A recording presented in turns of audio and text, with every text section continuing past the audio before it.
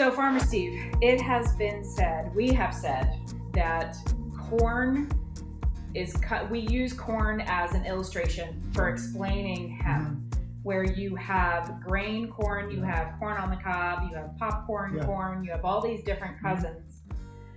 Likewise, in the hemp industry, you have very different cousins and very different plants that do very different things. So give us the 5 popular, are they 5? Let's go through the ones. We have a plant that's grown for CBD production. You have a plant that is grown for THC production. You have a plant that is grown for fiber, for the long pieces that can replace cotton. We have a plant that is grown for the seed itself. For grain. And then we have one is that the same for hemp parts? Is that may or may not be, but your point is well taken. And you know, it really stems from the question people ask, is this marijuana? Are you growing marijuana? Right. And that's the way I like to describe it. It's a little bit complicated because every hemp plant has at least a tiny amount of THC, which is marijuana. If it's grown for CBD, it does. If it's grown for fiber, it does. If it's grown for grain, it does. So that's in the plant. And same, everyone has a little CBD in it. That's the 2 most popular ones that we talk about in the hemp plant. But as you said, now, I mean, I'll just reiterate, people can mainly understand corn, popcorn, sweet corn, field corn, very different uses.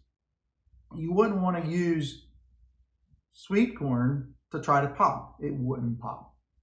You wouldn't want to eat field corn. It'd be tough. And so in the context of hemp, it's the exact same thing.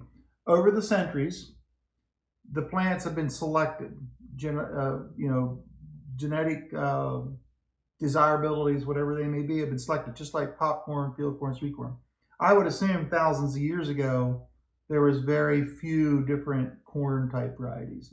And over the hundreds of years, thousands of years maybe with corn, same with hemp, they've been selected to achieve what anyone wanted to do. So those who were looking into getting high, it's like that deal, they chose the ones that had high THC, and they kept refining that and went higher and higher and higher. CBD, same thing, it kept refining that. So over the years, it's just simply called plant breeding. And so that's kind of how this all came to be. What makes it so confusing is just like if you would look at a cornfield, let's just say when it's halfway through its growth cycle, it's just starting to grow up 2 or 3 feet tall. It'd be difficult to see. Is that popcorn? Or is that sweet corn? Now field corn would probably be a little higher at that point. With hemp, the leaf that we're all familiar with is the same. The leaf is the same. So you can drive by a field and look at it and think, oh, that might be pot. Well, it may not be. But you would have some clues if it's planted thick. And there's lots of plants, that's probably for fiber or grain. If it's planted more isolated and looks like Christmas trees, that's either CBD or THC. You don't know. They even smell the same.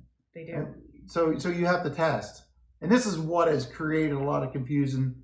And depending on the state's laws and so forth, it's from the drug enforcement agencies and everything, it's created a lot of angst, I will say. But it is what it is. And when we get tested here to make sure we're under that 0.3% THC, then it's not considered marijuana. Right. One of the laws, I think in Pennsylvania, help me understand if this is true, when you're growing for medical marijuana, you have to grow indoors. Yes. So if you see these plants outside in the state of Pennsylvania, it is safe to say that it is CBD. Unless it is illegally grown marijuana. Unless it's illegally grown. And then that's another issue. But you're correct. Currently in Pennsylvania, the medical marijuana all has to be grown inside. Okay. Yeah. Great. That's good to know. Okay. Thank you. You're welcome. All right. We'll get back with you with some more questions. Thank you so much for joining us.